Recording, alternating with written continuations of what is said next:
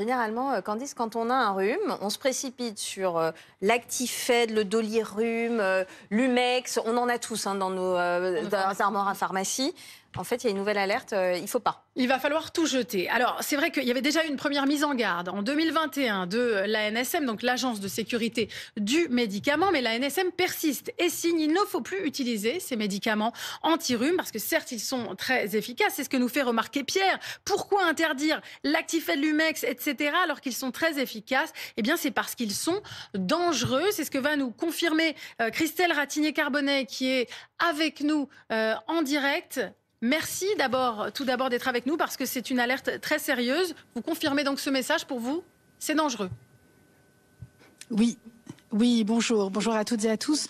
En effet, les vasoconstricteurs oraux, donc qui contiennent une molécule qui s'appelle la pseudoéphédrine, peuvent engendrer des risques d'effets indésirables, certes rares, mais très graves. Par exemple, des infarctus ou même des accidents vasculaires cérébraux. Oui, donc effectivement, pour un rhume, on se dit que ça ne vaut pas le coup peut-être de prendre le risque. Mais alors, il y a quelque chose qu'on ne comprend pas. C'est comment se fait-il, puisque c'est si dangereux, que ces produits ne soient pas déjà interdits en France, tout simplement? Alors, nous avons déjà pris de nombreuses mesures sur ces produits, notamment comme l'interdiction de publicité pour le grand public. Comme je le disais, ce sont des effets indésirables donc très graves, qui sont certes très rares par rapport à l'utilisation. Donc, on a mis en place tout un quantum en effet de mesures de sécurisation et nous voyons toujours ces effets indésirables et c'est la raison pour laquelle au niveau national, avec les médecins, avec les pharmaciens, nous portons ce message très clair et très simple: n'utilisez plus ces médicaments anti-rhume. Parce qu'en fait, la France, de ce qu'on comprend, ne peut pas agir seule. Il y a l'Europe derrière qui doit décider. En termes d'interdiction, en effet, en termes réglementaires, ces médicaments étant aussi utilisés dans d'autres États européens, pas partout, mais dans certains États européens, il y a la nécessité d'avoir une décision au niveau européen. C'est la raison pour laquelle l'agence, donc l'ANSM, a lancé ce que l'on appelle un arbitrage pour réévaluer ces médicaments, mais sans attendre. Notre objectif avec les médecins, avec les pharmaciens, c'est de pouvoir alerter les patients et leur donner les bons conseils et donc recommander de ne plus utiliser ces médicaments. Donc ça veut dire que la France ne peut pas interdire seule l'utilisation de ces médicaments, c'est bien ça? Il faut l'aval de l'Europe?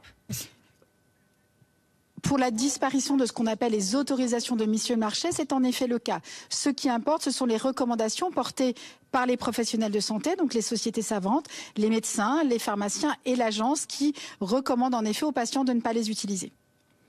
Alors, il y a des laboratoires qui produisent ces médicaments, évidemment, qui estiment que vous allez peut-être un peu vite en besogne parce que l'enquête au niveau européen, justement, n'est pas terminée. Alors, est-ce que c'est une question, est-ce que vous n'allez pas trop vite ?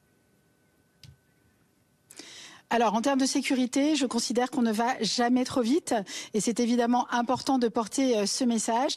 Comme vous l'avez dit, pour un nez bouché, risquer soit un infarctus ou un accident vasculaire cérébral, bien évidemment, le rapport bénéfice-risque n'est pas favorable. Et c'est la raison pour laquelle nous le portons avec les médecins et avec les pharmaciens, qui sont évidemment les tiers de confiance et les premières personnes vers lesquelles les patients se retournent en termes de conseils pour leur traitement. Et vous pensez qu'il y a évidemment des gros enjeux économiques derrière? C'est peut-être aussi la raison pour laquelle ces laboratoires freinent évidemment des cas de fer? À l'agence, la seule chose qui nous préoccupe, c'est la sécurité des patients qui sont exposés en effet à ces médicaments. Il y a évidemment probablement d'autres considérations, mais ce qui importe, c'est que à la fois à nouveau, comme je disais, avec les médecins, avec les pharmaciens, nous considérons en effet qu'il ne faut plus utiliser ces médicaments. Il y a des alternatives non médicamenteuses, notamment des sprays à l'eau de mer, qui permet en effet de réduire en effet l'inconfort lorsque l'on a un nez bouché et qui n'entraînent pas des effets indésirables certes rares, mais qui peuvent être très grave. Et pour qu'on comprenne juste, est-ce que les pharmaciens peuvent déconseiller ces produits alors qu'ils sont finalement en vente libre? Est-ce que ça, c'est possible? Comment c'est possible? Oui, et Oui, et c'est bien cela, c'est ce qui est porté en effet avec l'Ordre national des pharmaciens.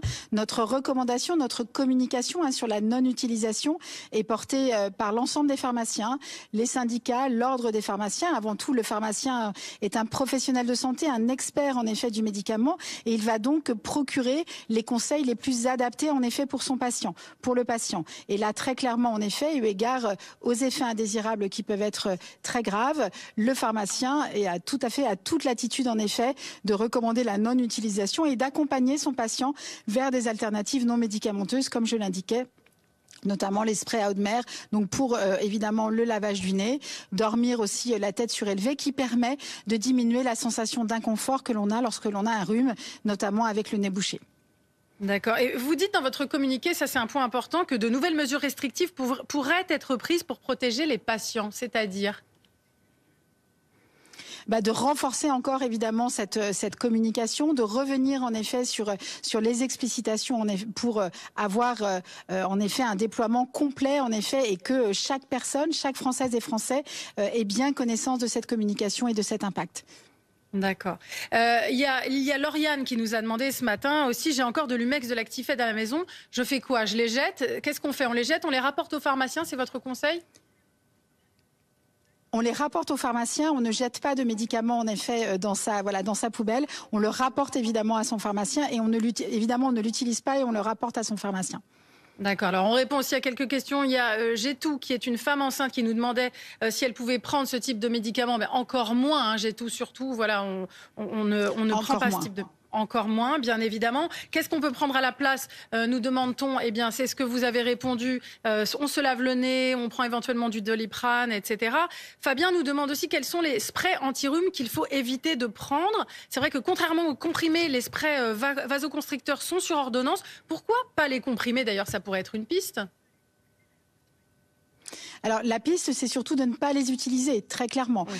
Là, pour les sprays, en effet, donc sous le forme nasale, il y a la prescription par un médecin. Donc le médecin va pouvoir en effet évaluer votre situation, s'il y a vraiment la nécessité d'aller à ce spray, ou est-ce que ce sont des mesures aussi non médicamenteuses. Donc on est bien dans cette situation-là. Pour les vasoconstricteurs oraux, la première chose en effet, c'est de ne pas les utiliser. D'accord.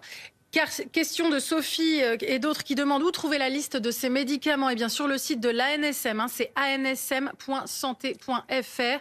Vous trouverez tous les médicaments, tous les noms: Umex, Rinadvil, Actifed, Nurofen, Rhume et Dolirum. C'est important à préciser. Un tout dernier mot, Christelle Ratignier-Carbonneil. Est-ce qu'il y a d'autres classes de médicaments pour lesquelles vous appelez à la vigilance ? De manière générale, il faut toujours être vigilant avec un médicament, puisque c'est un rapport entre les bénéfices et les risques. C'est la raison pour laquelle il faut toujours être accompagné lorsqu'on utilise des médicaments, que ce soit avec son médecin ou que ce soit avec son pharmacien. Et donc nous surveillons en effet en permanence l'ensemble des médicaments, et c'est la raison pour laquelle nous pouvons prendre des mesures, soit de restriction, soit en effet de recommandation de non-utilisation au fur et à mesure. Donc c'est surveillé en permanence tout au long de la vie du médicament. Merci beaucoup de nous avoir éclairés aujourd'hui. On a eu beaucoup de questions, donc c'était très précieux de vous entendre. Christelle Ratignier-Carbonneil, merci.